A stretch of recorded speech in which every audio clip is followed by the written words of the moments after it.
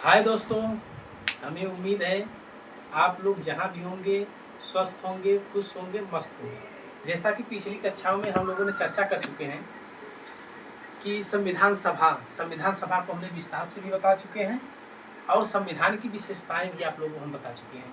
दोस्तों, आज हम संविधान के स्रोत विस्तार से बताने जा रहे हैं। आप लोग को रटना नहीं है बल्कि सीखना है। आइए देखते हैं। देखिए, हम भारत शासन अधिनियम 1935 आप लोग जानते होंगे। जब देश के अंदर ब्रिटेन के लोग आए, ऑलरेडी कुछ अधिनियम ऐसे बना के ले आए जो भारत के अंदर खुद लागू कर करके अपना शासन प्रशासन चलाना चाहते थे। उसी को हम लोग भारतीय शासन अधिनियम कहे गए हैं। उसी को हम लोग भारतीय शासन अधिनियम के नाम से जानते हैं। दोस्तों, उसमें ऑलरेडी 395 अनुच्छेद में से 250 अनुच्छेद ऐसे थे जो भारत शासन अधिनियम से ही लिया गया था। अब भारत शासन अधिनियम में आप देखिए क्या क्या रहता है। भारत शासन अधिनियम में न्यायपालिका में आप जैसा जानते होंगे, सुप्रीम कोर्ट, हाई कोर्ट और जिला न्यायालय भी आता है। सीएजी को हम लोग नियंत्रक महालेखा परीक्षक कहते हैं। सीएजी का कहते हैं नियंत्रक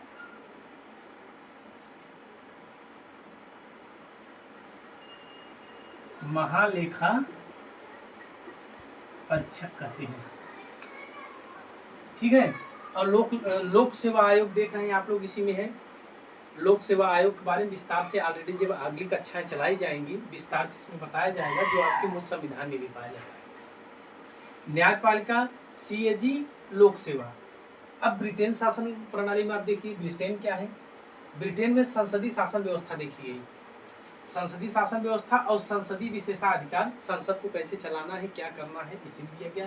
विधि का शासन, कैसे कानून पारित करना है, कैसे शासन प्रशासन को चलाना है, क्या नियम है, इसमें देखा जाता है।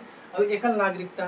दोस्तों, एकल नागरिकता के बारे में हम लोग पिछली कक्षाओं में भी आपसे बता चुके हैं कि भारत में एकल नागरिकता पाई जाती है।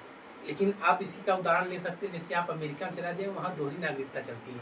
वहाँ केंद्र की अलग नागरिकता है और राज्य की अलग नागरिकता है। और मंत्रिमंडलीय व्यवस्था क्या होता है, जहाँ संसद प्रणाली रहती है वो मंत्रिमंडलीय व्यवस्था रहता है। इसकी क्या विशेषता है हम लोग विस्तार से आगे भी चर्चा करेंगे। दोस्तों, ये उससे के बारे में पढ़ लीजिए, जो हमारा आपका मूल अधिकार है, इसके बारे में कहाँ से लिया गया है। दोस्तों, ये उससे के बारे में देखिए, मूल अधिकार, जो हमारा आपका मूल अधिकार है, कहाँ से लिया गया है, यूएसए से लिया गया है। न्यायिक पूर्वावलोकन, हमारे यहाँ भारतीय लोकतंत्र में यही सबसे बड़ी खूबसूरती है, जो न्यायिक पूर्वावलोकन दिया गया है, पूर्वावलोकन। और कहाँ से लिया गया है, यूएसए से। संविधान की सर्वोच्चता, संविधान को प्रथम स्थान क्यों दिया गया है, कहाँ दिया गया, कैसे दिया गया, आगे हम लोग विस्तार से चर्चा करेंगे। लेकिन आपको ध्यान रखना है, संविधान की सर्वोच्चता हम लोग को यूएसए से लिया गया है। और निर्वाचित राष्ट्रपति के बारे में भी, और महाभियोग प्रक्रिया, राष्ट्रपति को कैसे हटाना है, और तमाम कौन कौन इसमें आते हैं महाभियोग प्रक्रिया, आगे हम लोग चर्चा करेंगे। लेकिन यूएसए के अंदर मूल अधिकार, न्यायिक पूर्वावलोकन, संविधान की सर्वोच्चता और निर्वाचित राष्ट्रपति और महाभियोग जैसी प्रक्रिया इसमें आती है। दोस्तों, कनाडा के बारे में हम लोग चर्चा कर लेते हैं। कनाडा में संघात्मक व्यवस्था है, शक्तियों का विभाजन है। संघात्मक मतलब केंद्र और राज्य की अलग अलग विशेषताएं हैं, शक्तियों का विभाजन दोनों को अलग अलग बटी हुई है। संयुक्त शक्तियां मतलब ये होता है, जो भी बची खुची शक्तियां होती सबसे ज्यादा प्रबल ताकतवर संघ में होती है, ठीक है।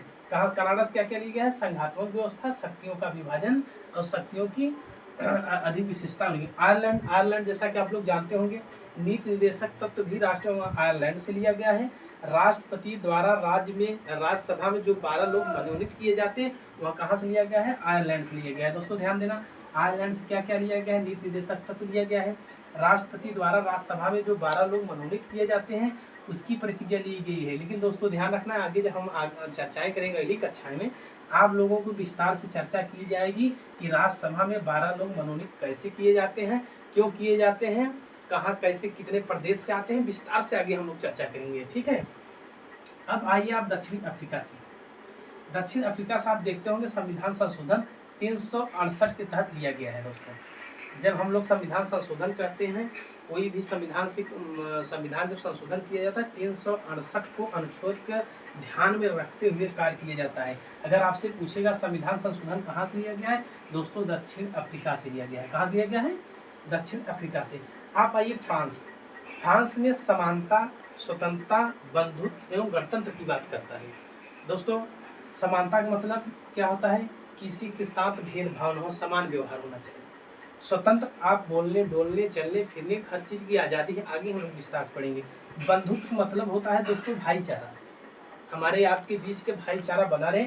और गणतंत्र कहता है कि हमारे भारत के अंदर भारतीय संविधान कहता है आनुवंशिकता कोई भी पद आप ग्रहण नहीं कर सकते हैं। ध्यान देना है दोस्तों। आपको फ्रांस क्या क्या लिया गया है? समानता, स्वतंत्रता, बंधुत्व एवं गणतंत्र दिया गया है। आपको विस्तार से इस पर ध्यान रखना है दोस्तों, रटना नहीं है, इसको कई बार आपको वीडियो देखना पड़ेगा। हाँ ठीक है।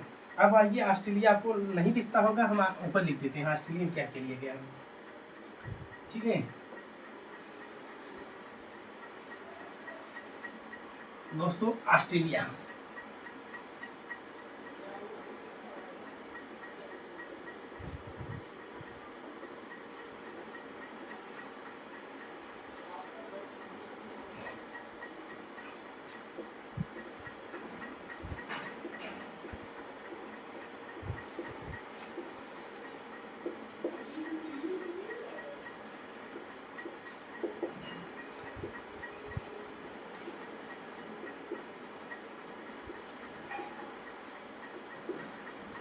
दोस्तों आओ हम लोग ऑस्ट्रेलिया के बारे में चर्चा कर लेते हैं। ऑस्ट्रेलिया से समवर्ती सूची और संयुक्त अधिवेशन के बारे में बताया गया है। ये दो है, लेकिन अब आप लोग को बीच में दिमाग में आता होगा, भारत के अंदर 3 सूचियाँ होती हैं, एक संघ सूची, एक राष्ट्र सूची, एक समवर्ती सूची। ठीक है, लेकिन आप लोग के दिमाग में क्यों यहाँ समवर्ती सूची है, संघ और राज्य कहाँ है? दोस्तों जब हम लोग भारत शासन अधिनियम में पढ़ रहे थे, उसी के बीच में दोनों अनुसूचियाँ वहाँ भी थी, लेकिन यहाँ समवर्ती सूची सिर्फ ऑस्ट्रेलिया से लिया गया है। अब अगला है संयुक्त अधिवेशन। संयुक्त अधिवेशन में वह कहा जाता है जब राज्यसभा लोकसभा में कोई कानून पारित किया जाता है, अगर वो पारित नहीं हो पाता है तो राष्ट्रपति के पास एक विशेष शक्तियाँ हैं जो संयुक्त अधिवेशन के तहत कोई भी कानून पारित कर सकता है। दोस्तों आगे हम लोग चल करके जब पढ़ेंगे अगली कक्षाओं में, तो उसमें संयुक्त अधिवेशन के बारे में विस्तार से चर्चा किया जाएगा। ये कब लागू होता है, कब राष्ट्रपति की जरूरत पड़ती है, कितने दिन तक प्रभावित रहता है, कितने दिनों के बाद राज्यसभा लोकसभा से पारित कराना होता है, ढेर सारी बातें आगे होगी। ठीक है, आगे आइए आप देख लेते हैं। इसके बाद हम लोग को क्या पढ़ना है? जर्मनी। क्या पढ़ना है दोस्तों? जर्मनी।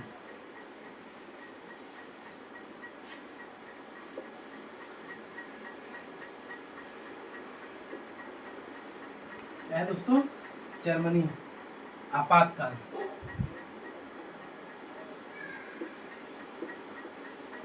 दोस्तों जर्मनी, जब भारत के अंदर आपातकाल घोषित किया जाता है, उसमें हमारा आपका मूल अधिकार का भी मतलब हनन होता है, तो नष्ट कर दिया जाता है। लेकिन ऑलरेडी कुछ अनुच्छेद ऐसे होते हैं जो उसको नष्ट नहीं किया जाता है। दोस्तों आपातकाल बारे में विस्तार से हम लोग आगे पढ़ेंगे तो बताएंगे। सिर्फ आप लोग ध्यान देना है कि जर्मनी में आपातकाल दिया गया है। उसके बावजूद एक और रह जाता है हम लोग को रूस। रूस के बारे में भी पढ़ लेते हैं हम लोग दोस्तों।